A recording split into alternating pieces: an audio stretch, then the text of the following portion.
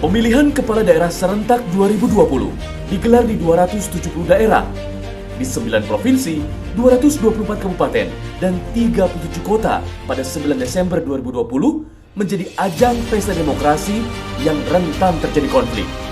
Beragam kasus tindak pidana pemilihan serentak kerap terjadi, dari mulai tahap pencalonan, tahap pemungutan suara, hingga tahap rekapitulasi suara.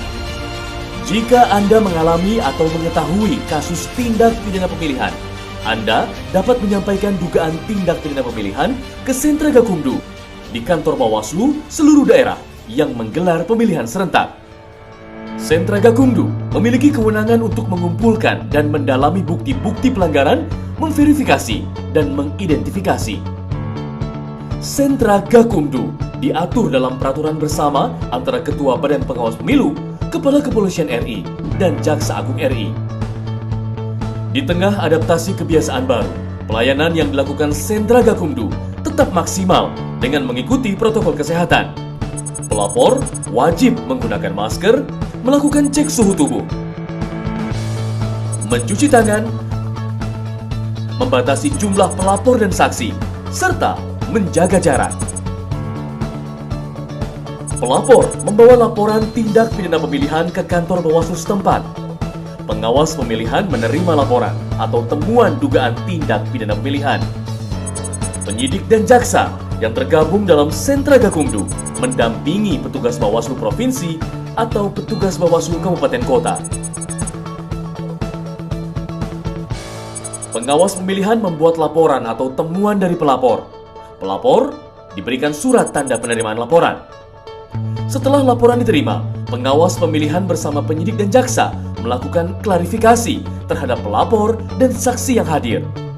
Penyidik tindak pidana pemilihan melakukan penyelidikan setelah Bawaslu Provinsi, Bawaslu Kabupaten Kota mengeluarkan surat perintah tugas untuk melaksanakan penyelidikan.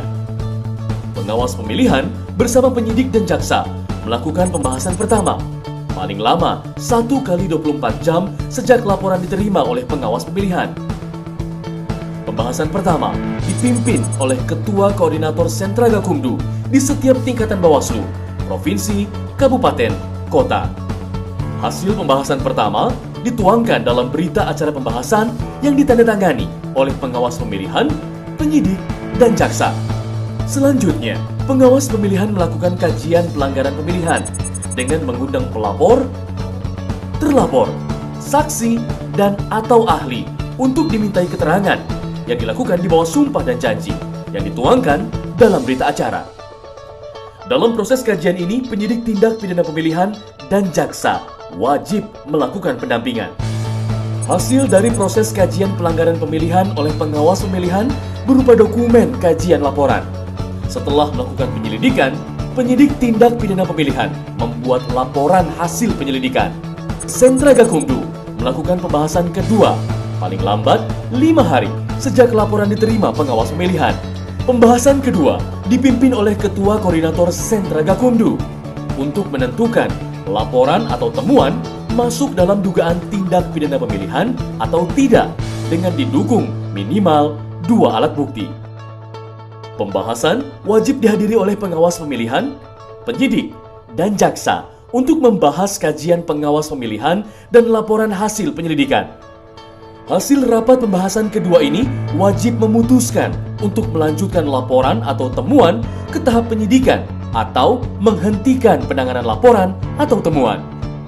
Hasil pembahasan kedua dituangkan dalam berita acara pembahasan yang ditandatangani oleh pengawas pemilihan, penyidik, dan jaksa. Kajian dan laporan hasil penyelidikan menjadi dasar pengawas pemilihan memutuskan dalam rapat pleno. Rapat pleno memutuskan laporan atau temuan penanganan pelanggaran dilanjutkan ke tahap penyidikan atau dihentikan. Jika pelanggaran pemilihan ditingkatkan ke tahap penyidikan, pengawas pemilihan meneruskan laporan dan menerbitkan surat perintah tugas kepada penyidik Polri untuk melakukan penyidikan. Laporan atau temuan diteruskan oleh pengawas pemilihan kepada Polri di Sentra Pelayanan Kepolisian Terpadu (SPKT). Penyidik tindak pidana pemilihan melakukan penyidikan setelah diterbitkannya surat pemberitahuan dimulainya penyidikan oleh Koordinator Sentra Gakumdu dari unsur Polri. Penyidik melakukan penyidikan paling lama 14 hari kerja, terhitung sejak penerusan laporan oleh pengawas pemilihan dan atau laporan polisi yang dibuat. Pembahasan ketiga dilakukan selama proses penyidikan berlangsung. Pembahasan ketiga dapat menghasilkan kesimpulan berupa penyerahan berkas perkara kepada penuntut umum. Dituangkan dalam berita acara yang ditandatangani oleh pengawas pemilihan, penyidik, dan jaksa. Penyidik menyampaikan hasil penyidikan disertai berkas perkara kepada penuntut umum paling lama 14 hari kerja, terhitung sejak penerusan laporan oleh pengawas pemilihan dan atau saat laporan polisi dibuat. Jika hasil penyidikan belum lengkap, penuntut umum diberikan waktu 3 hari kerja untuk mengembalikan berkas perkara kepada penyidik disertai dengan petunjuk. Penyidik mengembalikan berkas perkara kepada penuntut umum paling lama 3 hari kerja setelah melaksanakan penyidikan tambahan sesuai petunjuk penuntut umum. Penyerahan dan pengembalian hasil penyidikan berupa berkas perkara dilakukan di Sentra Gakumdu.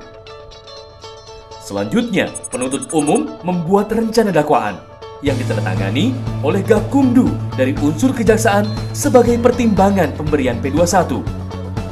Setelah berkas dinyatakan lengkap, jaksa mengeluarkan P21. Selanjutnya, berkas perkara beserta surat dakwaan dilimpahkan ke pengadilan negeri paling lama 5 hari kerja. Dalam masa adaptasi kebiasaan baru akibat pandemi COVID-19, persidangan digelar secara jarak jauh atau menggunakan media daring. Setelah putusan pengadilan dibacakan, penuntut umum melaporkan kepada pembina Sentra Gakumdu dari unsur kejaksaan. Sentra Gakumdu melakukan pembahasan paling lama 1 kali 24 jam setelah putusan pengadilan dibacakan untuk menentukan upaya hukum menindaklanjuti putusan pengadilan. Penuntut umum mengajukan banding dan memori banding paling lama 3 hari setelah pembacaan putusan. Sentra Gakumdu berkomitmen menyelesaikan penanganan perkara tindak pidana pemilihan dengan penegakan hukum yang jujur dan adil, serta menjamin sepenuhnya penerapan prinsip demokrasi